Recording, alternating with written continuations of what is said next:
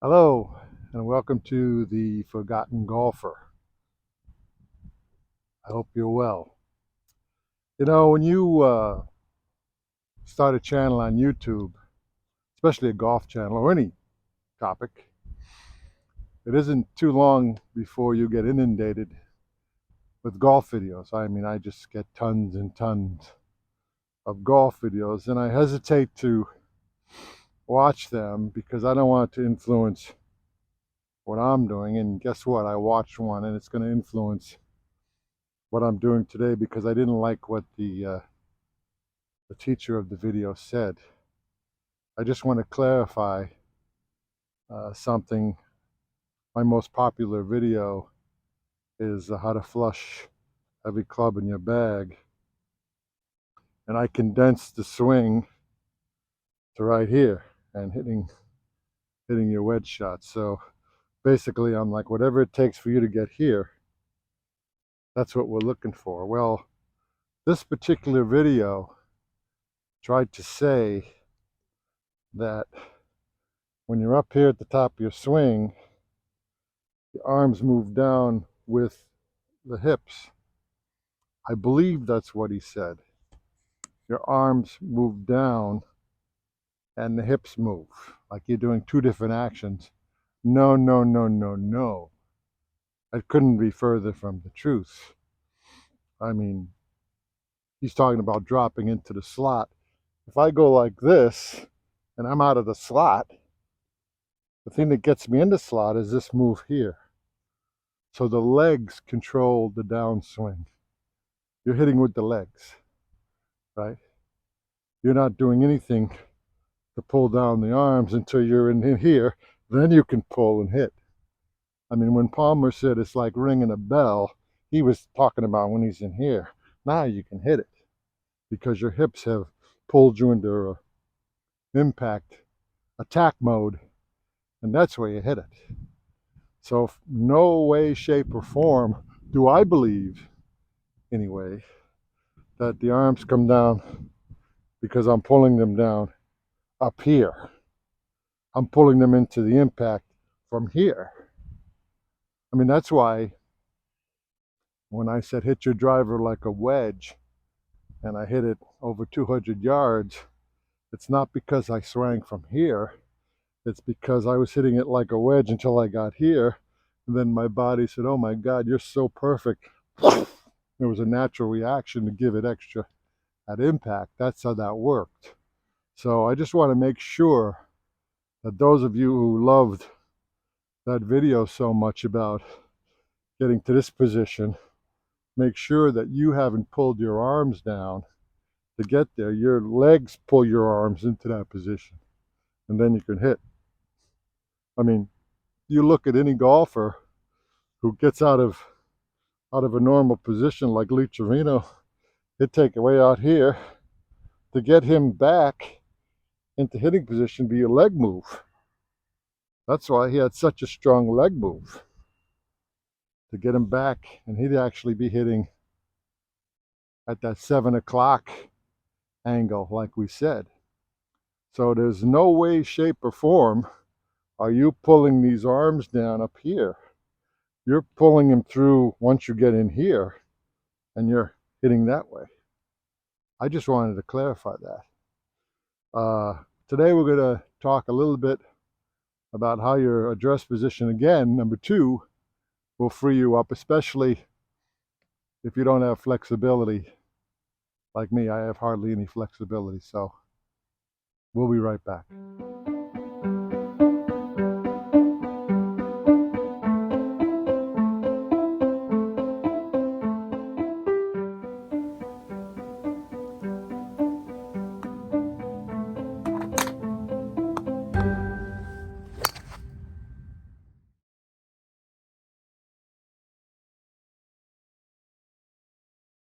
Okay, if you're at a loss for flexibility, I want you to try this one. This really helps me. And it's a little awkward at first, but the last video I did talks about how you can free up swing up by not grounding the club. And it does. This one, I'm going to talk about the stance. Normally they want you shoulder length, maybe a little more to give you a base and a foundation to hit. However, when with my lack of flexibility as an adaptive golfer, when I come out like this, I can't move. I can't make the turn as well. So what I find really helps me is I go narrow, even with the driver, and then it gives me a better pivot, and I can hold this leg from going too far past the ball, and I can wind up better and get a better leg drive. Let me show you. I'm keeping it really narrow. Just, I don't know, it's a little inside the shoulders, I think, actually. And I can stand taller and I float the club.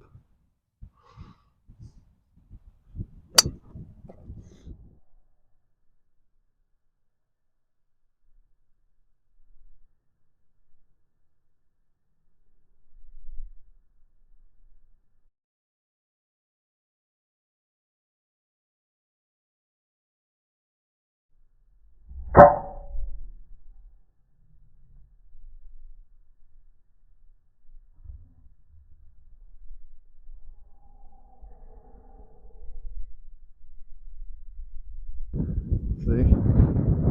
That gave me a much better pivot. I had a good shot. So I know it's a lot of people want you to get a foundation, but the lack of flexibility makes it very difficult for you to move with your feet that far apart. So if you're a senior and you're having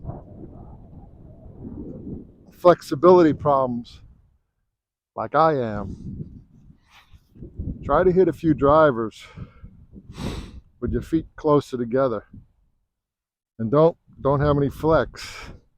Keep them straight and keep that knee just past the ball, and I believe you'll get a more concentrated leg drive coming in, and you'll hit the ball much more solid. Now I'm playing this still on the inside. This is a driver, of course. I'm playing this still on the inside of my left foot, but I'm not letting the stance get too open, and I'm not letting the knee get too far past the ball. I'm staying my ground.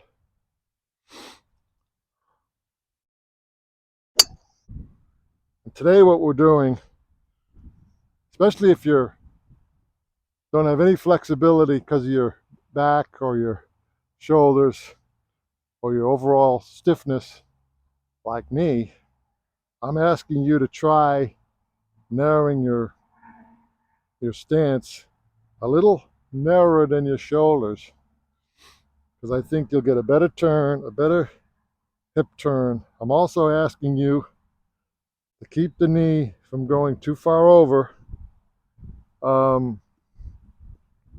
so you get a better pivot and a better move into the ball, and that's where the power is. You don't have to swing harder. And as you see from the other angle, I didn't lose my balance because my swing was much narrower. So I think it'll work. And if you watch the Pro Tour, you'll notice that Shane Lowry has a very narrow stance. I don't know why he does that, but it's working for him. He's one of the better ball strikers on the tour. So here we are. Another driver shot. Narrow stance. Keep the knee. I feel so much more freer because of the narrow stance as opposed to the wide one, which locks me up. We're trying to unlock ourselves, and I think the narrow stance will do it. So here we are. Narrow stance. Don't bend the knees. Keep them straighter. Head up. Just swing easy.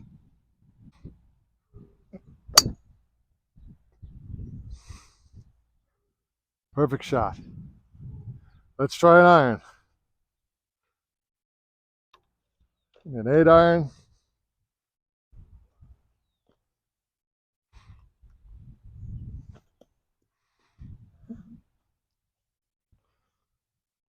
Again, this is an 8 iron. This is a money club. When I was a kid, your wedge through 7 irons were your money clubs. You never missed the green. Or the wedge through 7 iron. Those were your money shots. And not that I played on courses with big greens either, but that was the clubs that you had to get close. Once you got into 6, 5, 4, 3, 2 iron, then all bets were off because they were harder to hit greens with. But when you were playing in a match, this was one of the money clubs. You never missed the green with an 8 iron. I'm shocked when I see pros miss greens with wedges and 9 irons and 8 irons. It's a very simple club to hit if you're not trying to kill it. Of course, the pros are hitting, 8 irons, 180, 185. Crazy, but it's just a simple swing. Put your feet together, just make a simple pass at it. Same rules apply. The ball's a little further back in my stance. Feet together, floating the club, knee at the ball, and just make a pass. That's all you're doing. Let the club do the work. Let the club do the work.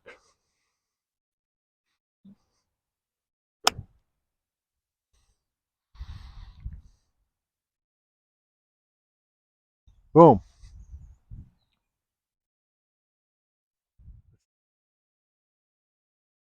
So anyway, could you do me a favor? Could you send some 60-degree weather my way, especially if you're down in Florida? Just send it up to Connecticut, will you? I'm really getting tired of this. But I love bringing you videos. And from the comments I'm getting, they're really helping you a lot. So thank you. Thanks for the support. And I'll see you next time. Hit 'em well.